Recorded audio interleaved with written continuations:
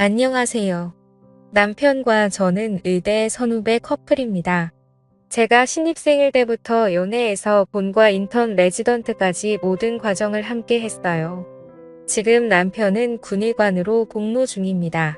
아직 아이는 없어요. 제가 남편보다 5살이나 어리기 때문에 천천히 가자는 주의입니다. 저는 산부인과를 전공했어요. 사실 정형외과에 가고 싶었는데 과 특성상 여자를 안 뽑더라고요. 수술을 하고 싶은데 흉부외과나 신경외과는 성향에 맞지 않아서 산부인과를 선택했어요. 생각보다 수술이 많은 과는 아니지만 그럭저럭 만족했죠. 저는 남편과 오래 연애를 했기 때문에 지금의 시댁과도 오래 알고 지냈습니다. 아, 도련님만 빼고요. 시댁은 시부모님과 아들 둘의 단출한 집안이에요. 남편은 어릴 때부터 공부를 잘해서 초등학교 때부터 별명이 닥터김 아니면 김박사였대요. 한 번도 꿈이 바뀐 적이 없었다고 하더라고요. 쭉 의사를 꿈꿨고 진짜 의대에 진학했고 본인 의지대로 성형외과를 전공했고 제대하면서 선배 병원의 부원장으로 가기로 이미 다 이야기가 되어 있었습니다. 전형적인 승승장구의 삶인 거죠. 반면에 도련님은 뭐랄까 정말 알 수 없는 인물이었어요. 저랑 동갑인데 재수한다 뭐한다 하더니 이내 유학을 가버리더라고요. 그래서 도련님은 연애 초기에 몇 번 본 거 외에는 별 기억이 없었습니다. 아, 맞다. 그런 착각은 한 적 있네요. 혹시 이 동생이 나를 좋아하는 거 아닌가? 뭐 그런 생각이요. 형의 애인을 좋아하는 동생. 그런 이야기 많잖아요. 아무래도 형제가 보니 보는 눈도 비슷하고 그러다 보니 여자 취향도 비슷하고 뭐 그런 거요. 사실은 남편이랑 연애를 막 시작했을 때 시댁에 놀러 간 적이 있었는데 고스톱을 치면서 진 사람이 아이스크림 사오는 내기를 하곤 제가 꼴찌를 한 거예요. 한이 아는 동네라서 저 혼자 갔다 오겠다고 집을 나섰어요. 그런데 시동생이 대문 앞에서 저를 기다리고 있더라고요.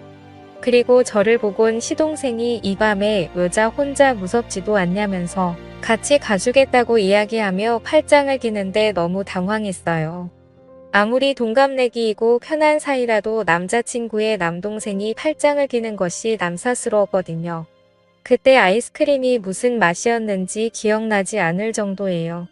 이런 일이 있었다고 당시 남자친구였던 남편에게 말해야 하는 건지 혼란스럽기도 했고요. 게다가 그런 일이 몇 번 더 있었습니다. 같이 떡볶이를 해먹고 제가 설거지를 하고 있는데 남자친구 동생이 다가오더니 갑자기 어깨를 주무르는 거예요. 자제하기 힘들겠다면서 안마해주는 거라는데 왜 그런 거 있잖아요. 뒤에서 자꾸 몸이 닿는 느낌. 놀란 저는 결국엔 컵 하나를 깨고야 설거지를 마칠 수 있었습니다. 남편에게 말할까 말까 고민하고 있었는데 어느 날 동생이 유학을 간다고 말하더군요. 한국에서 재수하느니 유학 가서 대학에 진학하는 게 더 낫겠다며 미국으로 간다고 했어요. 그 이야기를 듣고 곧 떠날 사람인데 어쨌든 문제를 만들고 싶지 않았어요. 그래서 저는 입을 다물기로 했습니다. 남편의 동생이 떠나기 전날 송별회를 하는데 저도 초대를 받았어요. 남동생을 보는 게 껄끄러웠지만 빠질 수 없는 자리였죠. 그날 저는 술을 조금 많이 마시게 돼서 얼굴이 화끈거려 마당에 나와 열을 식히고 있는데 남편의 남동생이 따라 나왔습니다. 저는 좀 긴장했죠. 왜 나한테 그랬냐고 물어보고 싶었지만 참았습니다. 그의 표정이 너무나 아무렇지 않아 보였거든요. 그런 저를 보고 그는 너는 참 남 같지가 않아라고 말했습니다. 정말 심장이 터질 것 같았죠. 그래서 저는 서둘러 집으로 돌아왔습니다. 더 이상의 사건 없이 남편의 동생은 유학길에 올랐고 남편과 저는 열심히 연애하고 공부하면서 지냈어요.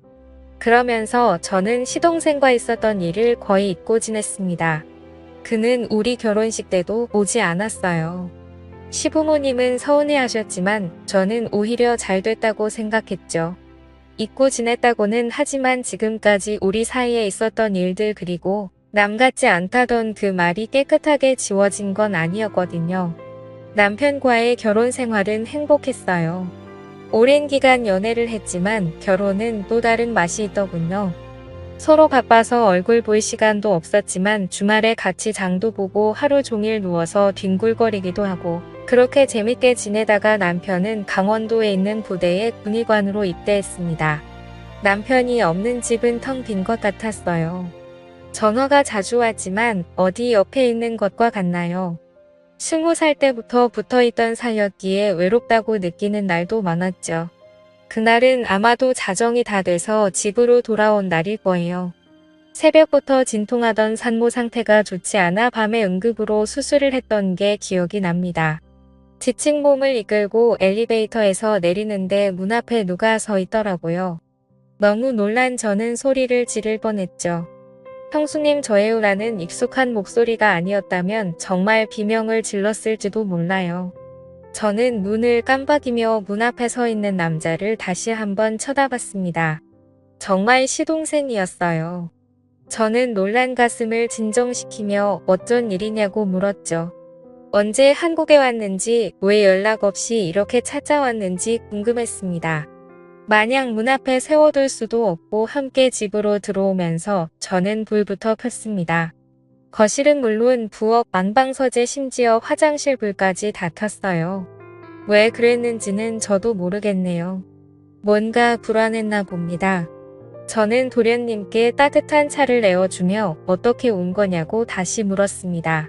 도련님은 대답 없이 차만 마시더니 부모님은 자기가 귀국한 걸 모르신다고 아무도 모르니 말하지 말라고 하더군요. 저는 괜히 긴장돼서 침을 꼴깍 삼켰습니다. 이어서 도련님은 저에게 며칠만 있게 해달라고 했습니다.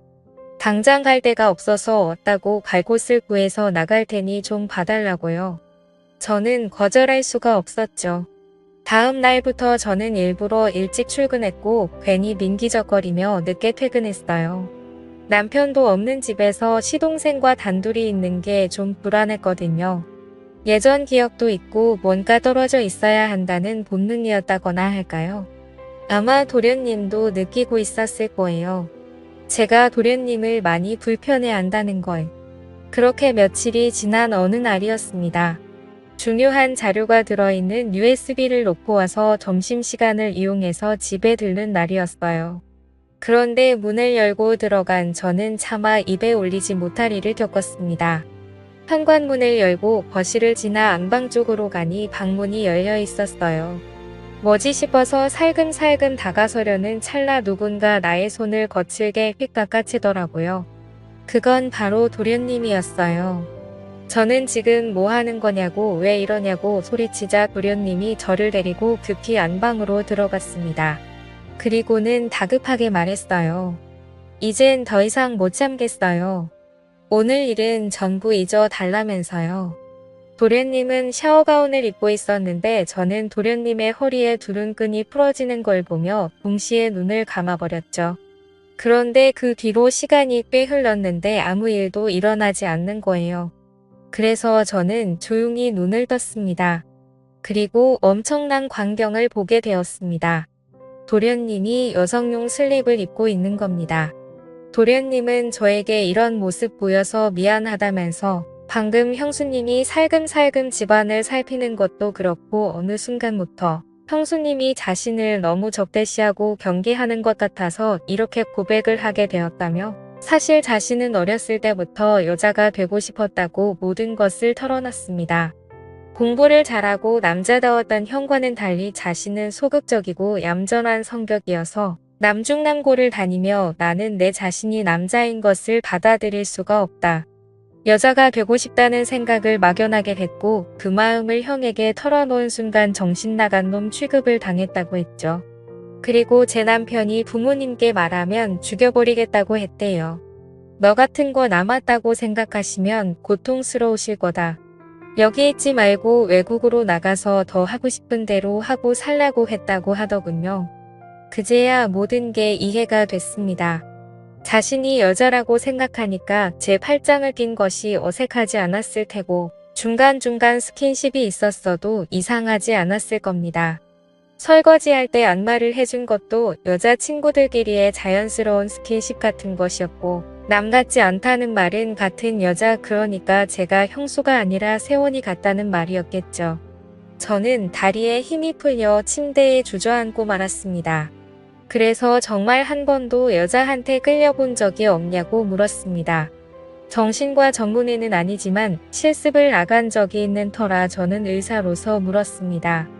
도련님은 단 한 번도 여자에게 매력을 느낀 적이 없다고 했어요. 연애를 한 적도 당연히 여자랑 사랑을 해본 적도 없다고요. 이렇게 건장한 청년이. 저는 시동생의 몸을 보며 어쩌면 아깝다는 생각이 들었던 것 같습니다. 형을 닮아 남성적이고 탄탄한 몸이었어요. 아니 말라서 그렇지 형보다 더 키가 크고 골격도 컸습니다. 저는 괜히 침을 꼴깍 삼켰어요. 앞으로 어떻게 할 거냐고 물었더니 여자로 살 계획을 차근차근 말해주더군요. 혼자 잘 헤쳐나갈 테니 비밀로 해달라고 나중에 밝혀져도 형수는 모르는 척하면 된다고 했습니다. 시동생의 비밀을 알게 된 저는 당분간 집에 있는 것을 허락했어요. 도련님이 아니고 아가씨라고 생각하기로 했고 그럼 불편할 것도 거리낄 것도 없었으니까요. 그렇게 비밀스러운 동거는 시작되었습니다. 도련님은 제 옷을 입어보기도 했고 제 화장품과 고데기를 써보기도 했어요. 저는 마치 여동생 아니 아가씨와 제 물건을 나누듯이 자연스럽게 지냈고 수다를 떨다가 소파에서 나란히 낮잠을 자기도 했습니다. 남편 없이 외롭던 생활에 도련님과의 동거는 꽤나 즐거웠죠. 그러던 어느 날이었어요. 같이 영화를 보고 있었는데 러브신 가득한 장면이 나왔습니다. 괜히 멋쩍어져서 저는 농담 반 진담 반으로 물어봤어요. 정말 여자랑 사랑을 해본 적이 없느냐고요. 그게 무슨 뜻이었는지 모르겠습니다.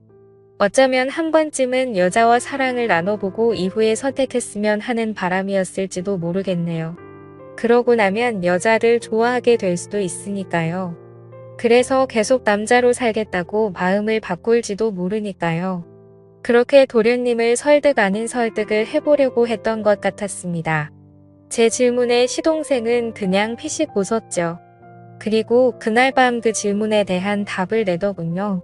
잠이 오지 않아 뒤척이고 있는데 도련님이 안방으로 들어왔습니다. 평소에도 같은 여자끼리인 것처럼 거리낌 없이 지낸 터라 그러려니 하고 있었죠. 도련님은 제 옆에 눕더니 제 어깨에 머리를 기대더군요. 그래서 제가 왜 그러나고 무서운 꿈이라도 꿨냐고 물으려는 찰나 그는 제게 다가오다가 갑자기 멈춰섰어요. 제 진심을 알겠죠? 여기까지 그게 그의 마지막 말이었어요. 그리고 그 방을 나갔죠. 더 이상의 그 어떤 말도 필요하지 않게 그는 완벽한 여자임을 증명했습니다. 혼란스러운 마음의 땀에 흠뻑 젖은 채 잠든 새벽 불현듯 눈을 뜬 저는 어제 내가 도련님께 무슨 짓을 한 건가 싶어 갑자기 미안했습니다. 그래서 이리저리 눈을 굴리고 있을 때 화장대 위에 놓인 편지 한 장이 눈에 들어왔어요. 그리고 시동생이 남긴 그 편지를 집어들었습니다. 편지에는 형수의 말은 고맙지만 여자로 살고 싶다는 마음은 변한 적이 없다. 그리고 이제 지낼 곳을 찾았으니 그곳에서 지내겠다. 그동안 많이 고맙고 잊지 못할 것 같다는 작별의 인사가 쓰여 있었습니다. 그러자 더 이상 죄책감이 들지 않았어요. 시동생이 가는 길에 확신을 주는 말이었다. 그렇게 생각하니 정말 아무렇지도 않았어요. 해가 뜨지 않은 새벽에 떠나버린 시동생을 떠올리며 저는 조금 슬프던 것도 같습니다. 얼마나 힘든 삶을 살게 될까 생각하니 안쓰럽고 가여웠죠. 그렇게 아무 일 없었다는 듯이 시간은 마냥 흘러갔습니다. 산모들이 아들인지 딸인지 궁금해하는 모습을 보면서 딸이라고 행복해하고 아들이라고 좋아하는 그 표정들을 보면서 저는 가끔 도련님을 떠올렸어요. 이렇게 처음부터 딸이었다면 얼마나 좋았을까. 태초부터 여성으로 태어났다면 정말 행복했을 텐데. 그러면 나와는 세상에 둘도 없는 새언니와 아가씨로 같이 목욕탕도 가고 쇼핑도 가고 마치 친자매처럼 지냈을 텐데. 뭐 그런 생각을 하면서 그 사람이 걱정되고 그립기도 했습니다. 산부인과와 소아청소년과의 모임이 있던 자리에서 일과 때부터 친했던 소아과 친구가 한 잔 더 하자며 우리 집으로 자리를 옮기게 됐어요. 이미 두 아이의 엄마인 그 친구는 소아청소년과 의사답게 꽤나 좋은 엄마인 듯 보였습니다. 맥주캔이 서너 개 비워갈 때쯤 친구가 고백 아닌 고백을 하더군요. 요즘 남편이랑 좀 시들하다고 그래서 애인도 만들고 싶고 그러는 것 같다고 하며 털어놓다가 저에게 물었습니다.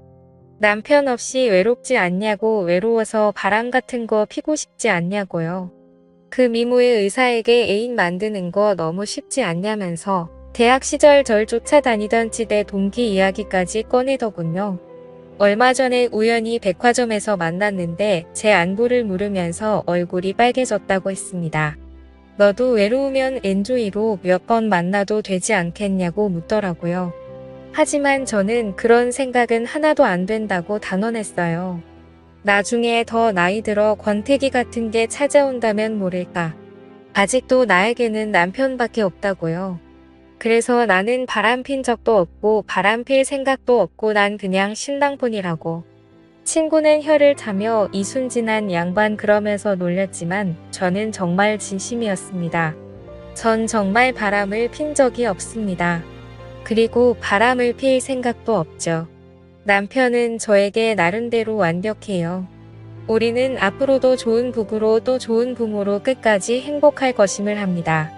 도련님이 앞으로 어떤 삶을 살게 될지 저는 모르겠어요. 한국에서 살지 아니면 미국으로 돌아가게 될지요. 어디까지 여자가 될지 아니면 마음만 여자로 살게 될지 하지만 이거 하나만은 분명합니다. 제 인생에서 이제 도련님이란 없어요. 오직 동갑내기 아가씨만 존재할 뿐이죠. 태어났지만 알콩달콩 즐거웠던 한 달간의 동과 함께 낄낄거리며 봤던 영화들 서로 바꿔가며 보던 잡지들 같이 잡아주며 했던 스트레칭, 과요가 그리고 그날 그 밤의 그 시간들 그 모든 걸 저는 아주 순수하게 기억할 겁니다. 지금까지 제 사연을 들어주셔서 감사드립니다.